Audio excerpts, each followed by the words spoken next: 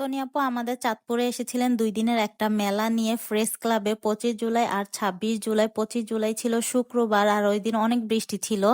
তনি আপুর একটা স্ট্যাটাস দেখে সাথে সাথে আমি রেডি হয়ে এই বৃষ্টির মধ্যে তনি আপুর সাথে দেখা করতে চলে গিয়েছিলাম, কারণ এই সুযোগ বারবার আসবে না। উনি আমার অনেক বেশি পছন্দের একজন মানুষ, এই কারণে। আর সামনে গিয়ে আমি একটু ভয়ও পাচ্ছিলাম যে আপুর সাথে কিভাবে কথা বলবো। মাঝে মাঝে আমরা আপুর একটু রাগী রাগী ভাব মোবাইলের স্ক্রিনে দেখি, সেটার জন্যই ভয় হচ্ছিল।